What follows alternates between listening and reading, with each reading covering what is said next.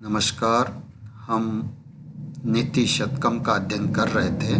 नीति शतकम में हमने 3 श्लोकों का अध्ययन कर लिया था और जो तीसरा श्लोक था वो ये था कि अज्ञः सुखम आराध्यः सुखतरम आराध्यते विशेषज्ञ ज्ञान लव दुर्विदग्धम ब्रह्मापि नरम न रंजयति। कि संसार में 3 तरह के लोग होते हैं।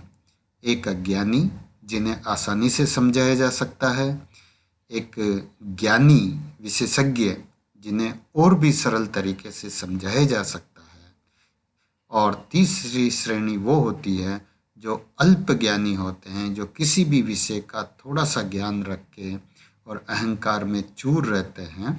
तो ऐसे लोगों को ब्रह्मा भी जो है समझाने में समर्थ नहीं है। ऐसे व्यक्ति को ब्रह्मा भी संतुष्ट करने में समर्थ नहीं है।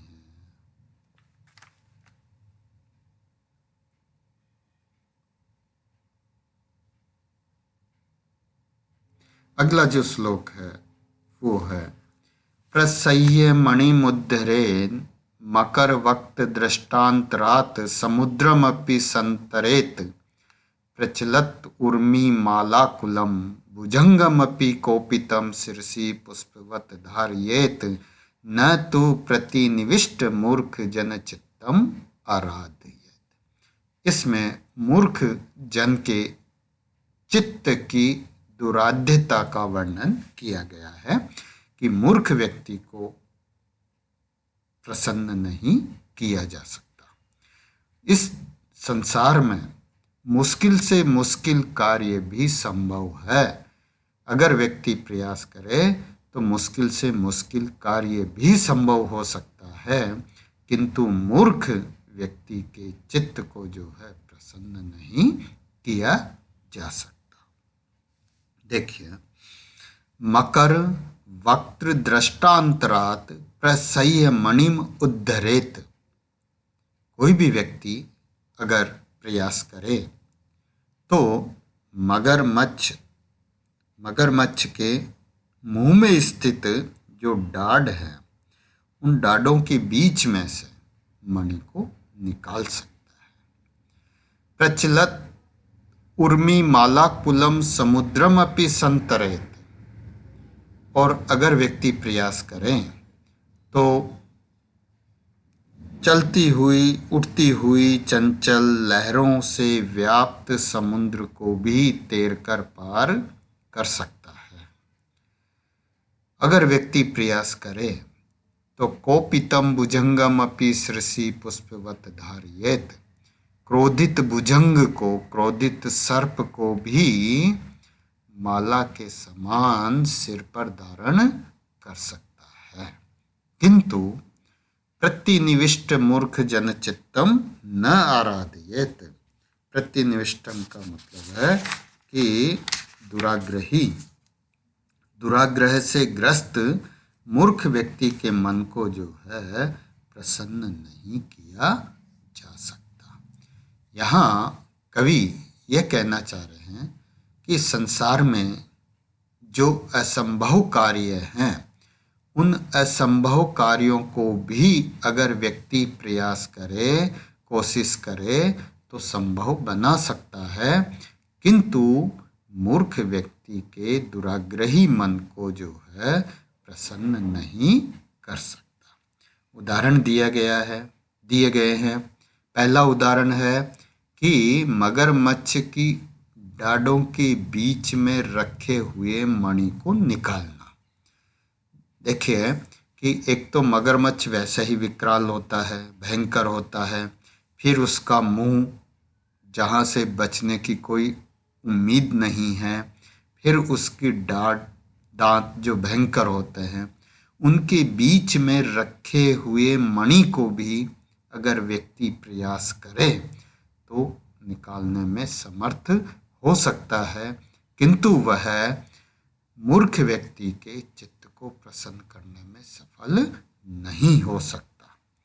दूसरा दृष्टांत यहाँ दिया जा रहा है कि समुद्र को पार करना, समुद्र को तैर कर पार करना जो है असंभव कार्य है, किंतु अगर व्यक्ति प्रयास करे तो न केवल समुद्र को तैरकर पार कर सकता है, बल्कि प्रचलत उर्मी मालाकुलम, चंचल लहरों से युक्त जो समुद्र है जिसमें लहरें उठ रही है, उन लहरों वाले समुद्र को भी वो तैरकर पार कर सकता है।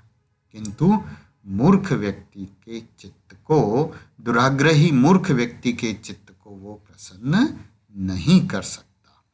कोपितम भुजंगम अपि सृषि पुष्पवत धारयत्। तीसरा जो दृष्टांत है वो यह है कि सर्प जो है भयंकर होता है और उसको सिर पर धारण करना और भी मुश्किल होता है, और अगर वो सर्प कोपितम यानी क्रोधित हो तो यह कार्य और भी मुश्किल हो जाता है। किंतु अगर कोशिश करें तो व्यक्ति इस कार्य को भी आसान कर सकता है, संभव कर सकता है। कौन से कार्य को? कि क्रोधित सर्प को सिर पर गले में पुष्पमाला के समान धारण करना असंभव है, किंतु व्यक्ति प्रयास करे तो वह इस असंभव कार्य को भी संभव कर सकता है। किंतु प्रतिनिविष्ट मूर्ख जन चित्तम न आराधयेत, किंतु वह मूर्ख व्यक्ति के चित्त को जो है प्रसन्न नहीं कर सकता। मूर्ख व्यक्ति के चित्त को प्रसन्न करना उसके लिए असंभव है। यहाँ उपमा, रूपक, अतिशयोक्ति आदि अलंकारों का प्रयोग हुआ है।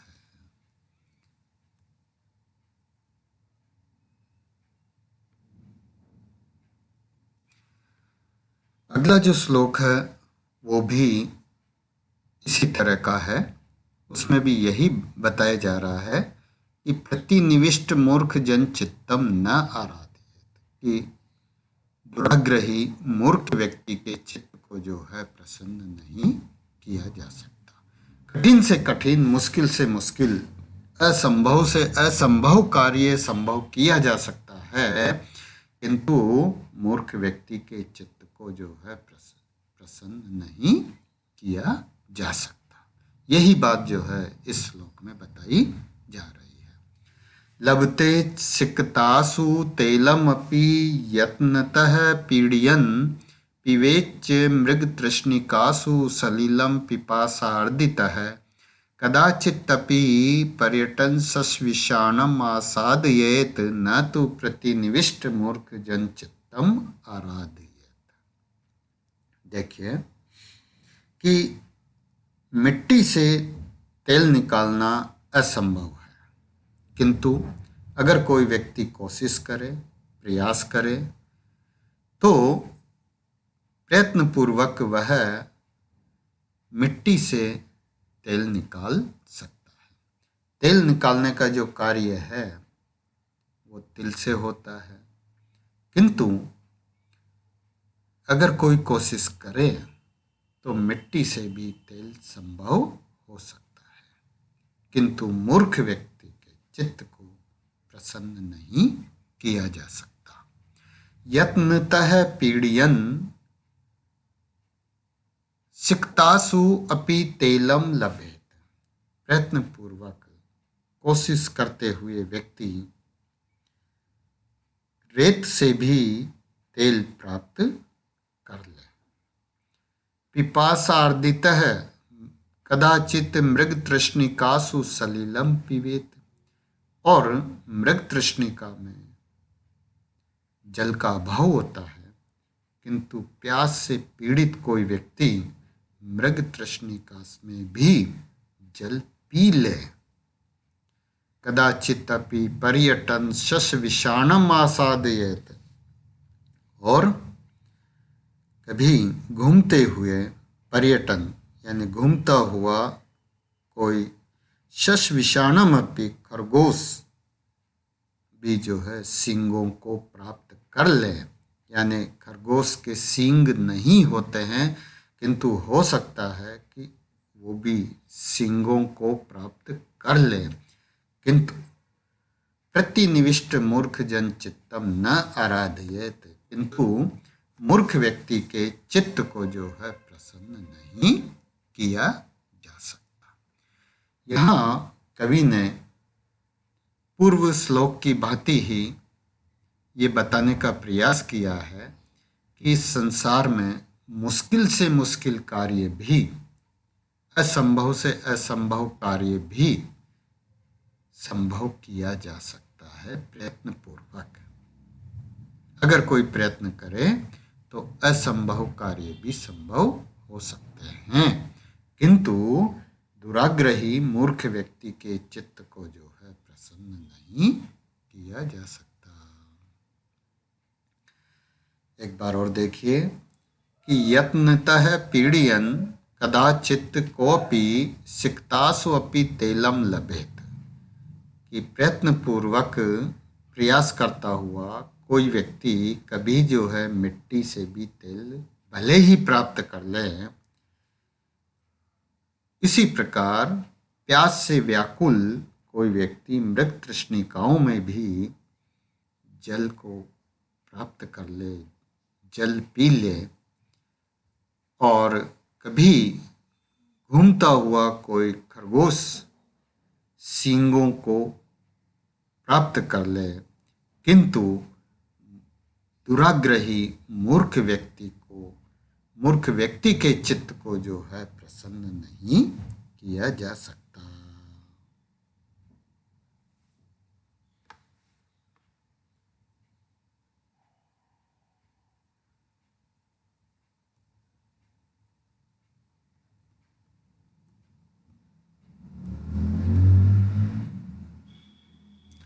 दुराग्रही मूर्ख व्यक्ति को समझाने बुझाने की इच्छा रखने वाला व्यक्ति निश्चित रूप से अविवेकी होता है।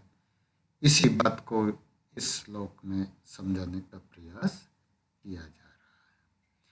व्यालम बाल मृणाल तंतुभिरसौ रोद्धुम समुज्जृम्भते भेत्तुम वज्रमणिम शीर्ष कुसुम प्रांतेन सन्नहति माधुर्यम मधुबिंदुना रचितुम क्षारम्बुधेरम्बुधेरिहते मूर्खान यह प्रतिनेतुम इच्छति बलात् सुक्तये सुधाशन्ति भी।